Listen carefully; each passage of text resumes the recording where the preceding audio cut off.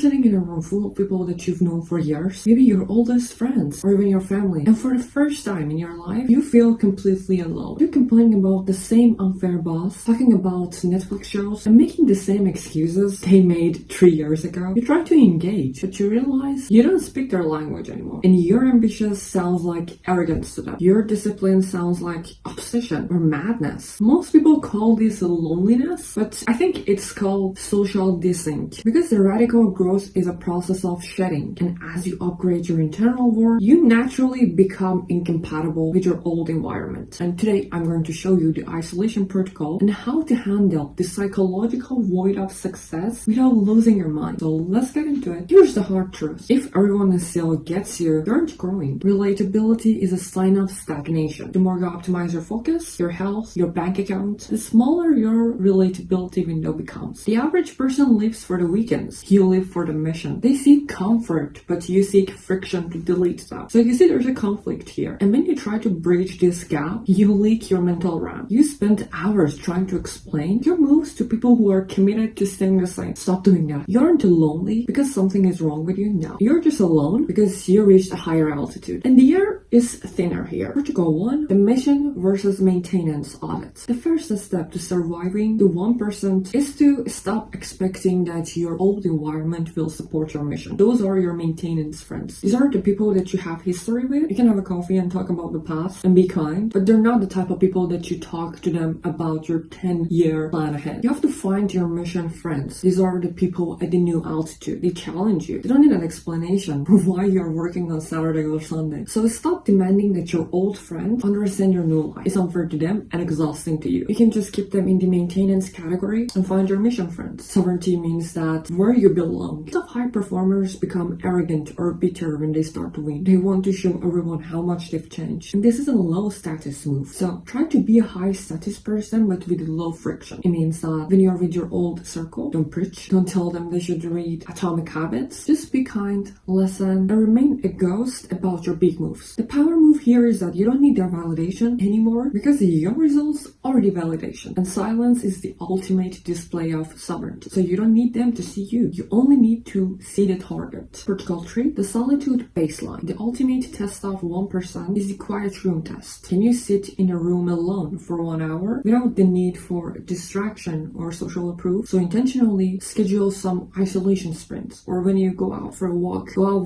without your AirPods. Start to spend time without listening to music or checking the social media, and just stay present to your thoughts and right now what's happening, because this changes your brain against I need to be understood. And once you're comfortable being the outsider, you become unfuckwittable. You no longer fear the isolation of growth because you realize that that void is where most of the important work happens. So loneliness is a tax you pay for a life that isn't average. Most people aren't willing to pay that, so they sit in the comfortable crowd and wonder why they are never feeling fulfilled. Pay that tax, embrace the desync, and build the mission. The challenge that I have for you this week is look at your inner circle. Identify 1% that you're over-explaining yourself to. Stop. Use that energy for your work and stuff. Comment mission below if you realize that being misunderstood is actually a sign that you're winning. It's quiet at the top. Get used to it, and I'll see you in the next one.